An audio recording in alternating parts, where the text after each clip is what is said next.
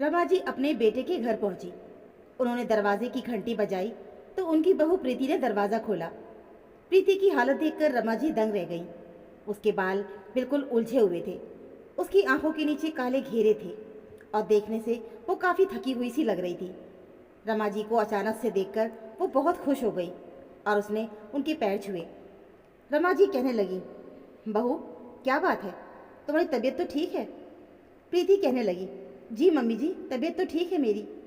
इतना कहकर वो किचन में चाय बनाने के लिए चली गई। रमा जी गेस्ट रूम में जाकर फ्रेश हो रही थी और सोच रही थी कि बहू की डिलीवरी को 4 महीने हो चुके हैं, लेकिन अभी तक उसने खुद पर ध्यान रखना शुरू नहीं किया। आज तो बहू से बात करनी ही पड़ेगी। अभी वो यही सब सोच ही रही थी कि तभी उनका बेटा आदित्य अपने कुछ दोस्तों को लेकर घर पर चला आया। उसी समय प्रीति चाय की ट्रे लेकर हॉल में आई थी तो अचानक से उन लोगों को देखकर वो सकपका सी गई। आदित्य ने जब प्रीति के उलझे हुए बाल देखे तो गुस्से से आग बबूला हो उठा और कहने लगा, मैंने तुम्हें दोपहर में फ़ोन करके बताया था ना कि मेरे कुछ दोस्त शाम को घर आने वाले हैं, तुम अभी तक तैयार नहीं हुई? प्रीति धीरे से बोली, अंशु को संभालती रह गई तो मुझे बाल बनाने का समय ही नहीं मिला। तब आदित्य उसे ताना मारते हुए कहने लगा, तुम माँ बनी हो या पागल, तुम्हें देखने का भी मन नहीं करता? पति के ताने को सुनकर वो रो पड़ी। बच्चे को अकेले संभालते हुए उसकी दुर्गति हो चुकी थी। ये उलझे हुए बाल, आंखों के नीचे काले घेरे और दुर्गंध से सने कपड़े उसकी पहचान बन गए थे। वो इस अपमान से झटपटा ही रही थी कि तभी उसके पति ने अपने दोस्तों के सामने ही ताना मारते हुए कहा, शादी के बाद मुझे लगा था कि मुझे कितनी प्यारी पत्नी मिली है, लेकिन जब से ये माँ बनी है तब से ऐसा लग रहा है कि मैंने अपनी पत्नी को खो ही दिया है। ये तो कोई और ही औरत बन गई। अब प्रीति से सुना नहीं जा रहा था। उसकी आंखों से आंसू छलक पड़े। वो सर झुकाए हुए वापस जाने लगी कि तभी उसने सास की रोबीली आवाज़ सुनी। रमा जी अपने कमरे से निकलकर बाहर आई और गुस्से में भड़कते हुए बोली, आदित्य ये तू सब क्या बकवास कर रहा है? ये तेरी पत्नी है, कोई मजाक उड़ाने की चीज़ नहीं। अरे तू ये नहीं सोच रहा कि तू भी बाप बना है और तुझे बाप बनाने के चक्कर में इसने अपने शरीर का क्या हाल कर दिया। तुझे भी तो पिता बनने का शौक था ना? अंशु के साथ तू नहीं खेलता? तू तो गर्व से सबको बताता है कि मैं एक बेटे का बाप हूँ, तो क्या इसका श्रेय बहू को नहीं जाता जिसने अपना शरीर खराब किया? उसका मजाक उड़ाना कहाँ तक सही है? अगर तुझे लग रहा है कि तेरी पत्नी की हालत ठीक नहीं है तो तुझे उसे संभालना चाहिए, मानसिक सहारा बनना चाहिए और अंशु को संभालने में उसकी मदद करनी चाहिए ताकि वो खुद पर ध्यान दे पाए। लेकिन तू उसका मजाक इस तरह उड़ा रहा है, लगता है जैसे तूने अपना काम निकाल लिया हो और उसके बाद इसे कचरे के डिब्बे में फेंक देना चाहता हो। अपनी पत्नी के बारे में दोस्तों के सामने ऐसी बातें करते हुए तुझे शर्म नहीं आई? माँ की फटकार सुनकर आदित्य की आंखें शर्म के मारे झुक गईं। फिर रमा जी ने उसके दोस्तों की ओर देखते हुए कहा, और तुम लोगों को पैदा करने में तुम्हारी माँ का भी फिक्र खराब हुआ होगा, तब कोई तुम्हारी माँ पर ऐसे हंसता तो क्या तुम्हें अच्छा लगता? फिर आदित्य की ओर देखते हुए बोली, जब मैंने तुझे जन्म दिया था तब मेरी भी यही हालत हुई थी, तो बोल मुझे भी पागल ही बोल दे। बच्चों की परवरिश करना इतना आसान नहीं होता बेटा, बस नाम के लिए बाप बना है तू, लेकिन जिम्मेदारी तो कोई उठाता ही नहीं, और जो जिम्मेदारी उठाकर परेशान हो चुका है उसे सबके सामने पागल बोल रहा है। आदित्य की पलकें अब उठ नहीं पा रही थी। उसके सभी दोस्त एक एक करके वहाँ से उसे विदा लेकर चले गए। रमा जी गुस्से में बोली, मैं बहू को यहाँ से लेकर जा रही हूँ, वरना तू तो सचमुच इसे पागल बना देगा। अब आदित्य बेचैन हो उठा। रमा जी बहू की ओर देखते हुए बोली, तुम मेरे साथ घर चलो बहू, मैं तुम्हारा अच्छे से ध्यान रखूंगी, वहाँ कोई तुम्हें पागल नहीं बोलेगा। बोलते हुए उनकी आवाज़ भर्रा उठी थी। इधर प्रीति की आंखों में आंसू बहने लगे। आज वो भी पति की इस हरकत से बहुत व्यथित हो गई थी, इसलिए उसने अंशु को गोद में उठाया और रमा जी के कमरे में चली गई।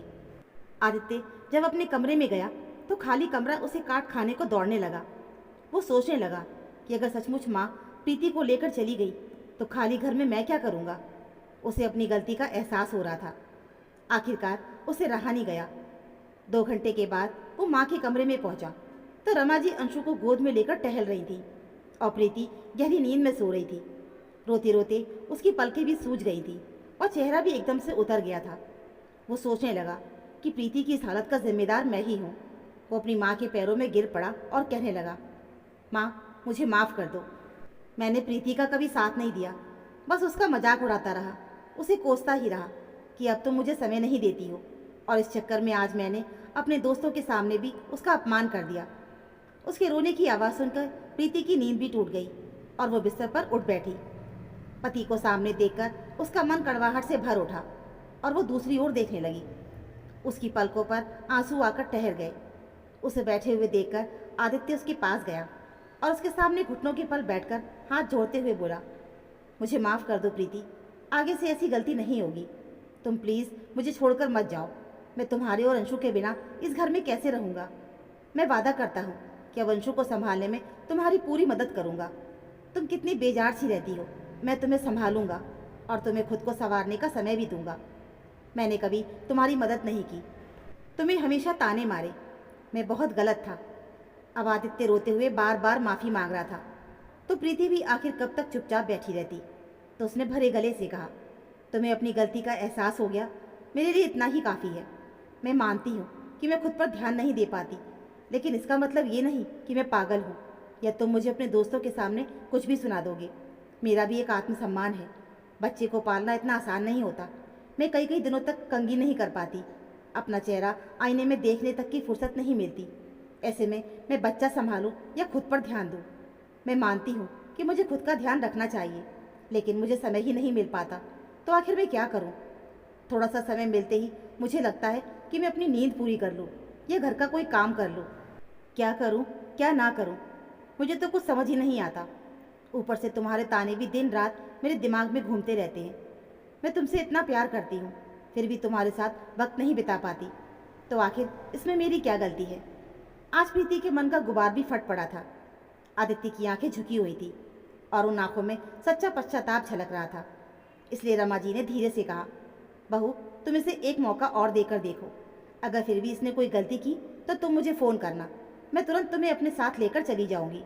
फिर वो आदित्य के कान पकड़ते हुए बोली, मैंने तुझे घर के काम इसी दिन के लिए तो सिखाए थे कि कभी भविष्य में ज़रूरत पड़े तो तू भी घर के काम कर सके। तो आखिर तू घर के कामों में बहू की मदद क्यों नहीं करता? आदित्य ने अपने कान पकड़ते हुए कहा, सॉरी माँ, आज मुझे अपनी गलती का एहसास हो गया है। देखना, अगली बार जब आप आओगी तब घर में आपको बहुत बड़ा बदलाव मिलेगा। रमा जी को थोड़ी तसल्ली मिली कि कम से कम बेटा खुद को बदलने की कोशिश तो कर रहा है। उस दिन के बाद से आदित्य पूरी तरह बदल गया था। वो अंशु को संभालता था ताकि प्रीति को थोड़ा आराम मिल सके। घर के कामों में उसकी मदद कर दिया करता था। प्रीति भी अब खुद के लिए वक्त निकालने लगी थी और खुद पर ध्यान देती थी। जब तक सुबह प्रीति सोकर उठती थी तब तक आदित्य नाश्ते की तैयारी कर चुका होता था। तब तक अंशु उठ जाता था तो आदित्य अंशु को संभाल लेता और प्रीति नाश्ता बनाकर नहा धोकर अच्छे से तैयार हो जाती थी। उसके बाद अंशु को संभालती थी और आदित्य ऑफिस जाने के लिए निकल जाता था। फिर शाम को जब वो ऑफिस से आता तो वो अंशु को संभालता था और प्रीति डिनर की तैयारी कर लिया करती थी। रात को भी आदित्य पहले प्रीति को 3 घंटे सोने के लिए कह देता और खुद अंशु को संभालता रहता था। उसके बाद ही वो सोता था। इस तरह दोनों मिलजुल कर अब अंशु की परवरिश कर रहे थे, तो किसी एक पर ज़्यादा दबाव भी नहीं बन रहा था और प्रीति भी अब पहले से बेहतर और खिली खिली सी रहने लगी थी। प्रीति सास की आभारी थी, जिनके कारण आदित्य को अपनी गलती का एहसास हुआ था और आज उसके जीवन में परिवर्तन आया था। तो दोस्तों, ये थी हमारी आज की कहानी। आशा करती हूँ आपको ये कहानी ज़रूर पसंद आई होगी। कहानी अच्छी लगी हो तो प्लीज़ वीडियो को लाइक और चैनल को सब्सक्राइब ज़रूर कर लीजिएगा। मिलते हैं फिर एक और ऐसी नई कहानी के साथ। तब तक के लिए धन्यवाद।